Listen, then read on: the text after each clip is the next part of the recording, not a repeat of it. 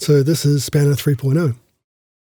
This is a big update to our popular Surround Panner and Channel Management plugin, and it's basically a complete rebuild.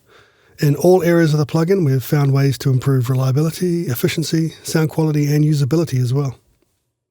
So the first thing you'll notice is the change in the UI. At the top here, we've added a set of large faders, which can be used to access any of the parameters, with a text entry box here as well.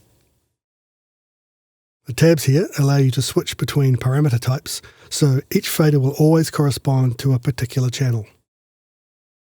We are also making better use of color coding and the slapper style faders with the name embedded in the track.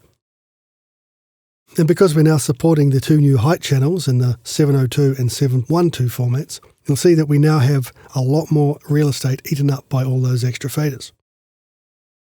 Now at this point, we realized the UI had just gotten too damn big. So we added a little button here to show and hide the fader section.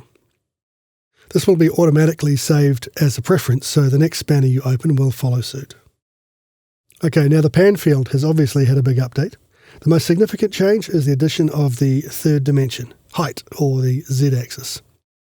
We've chosen to give you a point of view which first of all represents your normal XY panning really well, since 99% of all panning is still going to be done around that flat horizontal plane. For elevation, we show the pan part getting larger, dropping a shadow on the floor, and drawing these handy traces which touch the walls, showing you exactly how much elevation each puck has.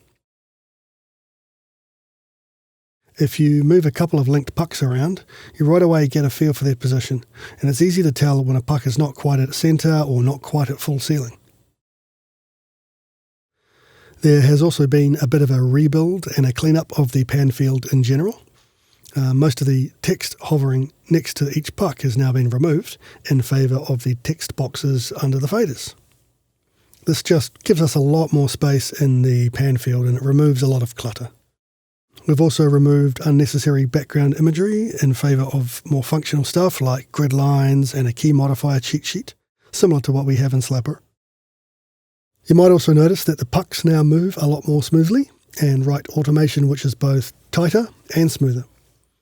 In fact, the whole UI has been optimized to use a lot less of your system resources, so it doesn't impact on video performance or available CPU. So one of the things I was most excited about when building this version of Spanner was the chance to add a 3D panning mode, which I've always thought was missing in the other Atmos panners. To get a sense of immersion, what we normally do is try to place different and diverse signals around us to help define the space. But with the 3D panner modes and those other tools, we found that the signal often ended up bleeding into lots of channels as we moved the signal around.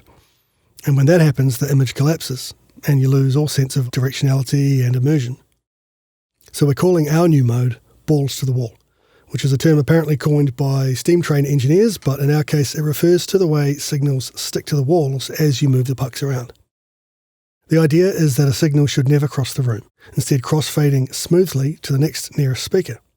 This means you can now do perfect flyovers without ever bleeding signal into an unrelated speaker.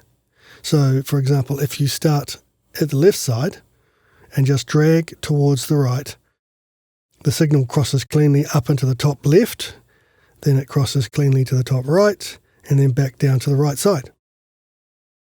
Now you can't do this with the familiar wedge and dome modes, which tend to bleed into lots of channels and also make it very difficult to pan to a specific ceiling channel. The other advantage of this mode is that a lot of your everyday pan moves can be done with just a single move on one or two controls, so you very rarely need to think about the Z parameter. So we're excited to announce another collaboration with Non-Lethal, the makers of VideoSlave 3. This Spanner VideoSlave integration means you can now get Spanner pan positions displayed on your VideoSlave picture, which in turn means you can view them on a wide range of video hardware such as the Blackmagic cards. Okay, here's the bit where you send me angry emails. We've changed the keyboard shortcuts. Spanner has always had an issue with using the control modifier, in that control is also the shortcut that Pro Tools uses to temporarily disable all groups. So if you were trying to do a linked pan move to a bunch of spanners on grouped tracks, you'd find that the group linking didn't work because that control button was being held.